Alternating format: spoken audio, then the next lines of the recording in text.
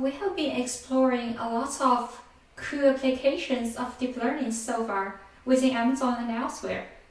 But once we go beyond the hype and get down to the details, what does this neural network look like? First, start with the fundamental units of the neural networks and the neuron and the activation functions. So neural networks consist of layers of artificial neurons. Why we call it artificial neuron? It was inspired by the neurons in human brain. Let's take a detailed look at the biological neurons in our brain. So a neuron is an electronically excitable cell that communicates with the other cells. So here are three important components of a neuron.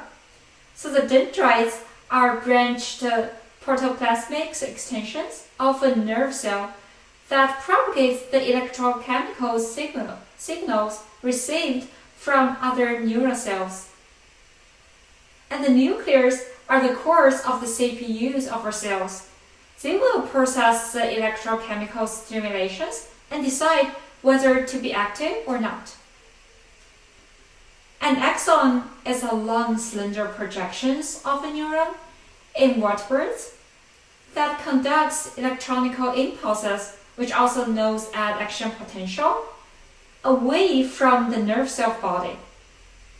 And this component enables a neuron to maintain the voltage gradients. So if the voltage changes by a large enough amount, electronical chemical pulses is generated and travels rapidly along the axon and activates the synapse connections with other cells when it arrives. So as you are physically listening to my talk, information flows through the electronicals and chemical signals and being processed in your brain.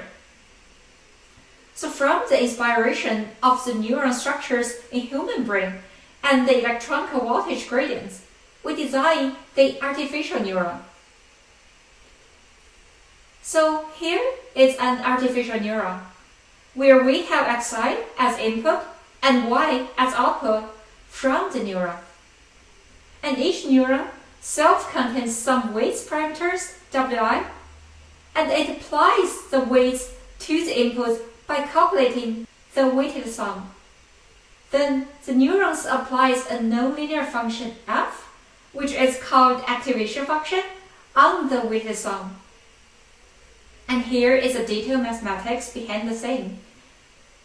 So what function can be an activation function and why we need it?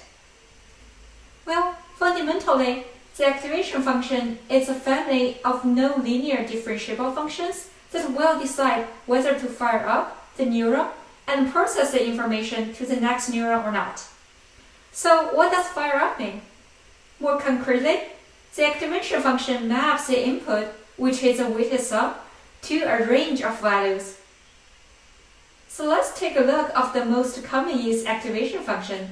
As you can see in the plot here, the Sigmoid maps inputs to 0 and 1. The tanh function maps the inputs to -1 and 1. And the ReLU function maps the inputs to 0 and infinity.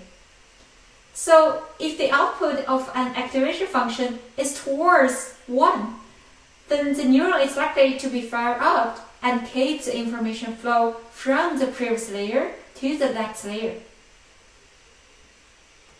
And if you're interested to the math, here is the details of each of the activation function, but don't worry too much of how to implement them in code. We have implemented of them in our ReLU library.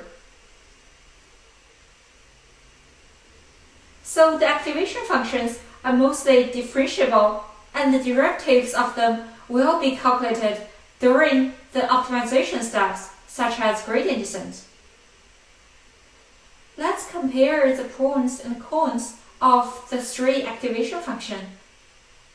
So the Sigmoid function always outputs a positive value, so it can be used for both hidden layers and output layer. However, it is suffering from the vanish gradient problem, and it is computationally too expensive.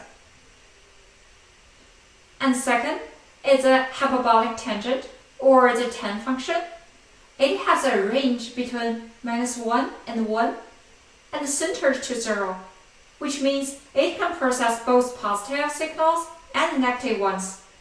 However, the tanh function may be used only for the hidden layers, especially when most of the time our final output needs to be positive. Similarly to Sigmoid, the tanh function also suffers from the vanish gradients problem, and it is computationally too expensive. And the third is the Rectified Linear Unit, or ReLU. It maps the inputs to 0 and infinity. It can be viewed as continuations of two folds. So if the input is smaller than 0, then the output is nothing. Well, on the other hand, if the input is greater than 0, it passes the identity function. So ReLU has been widely used in lots of hidden layers in the neural networks because it is computationally so cheap. However, since the output's nothing half of the time, it suffers from the died neuron problem.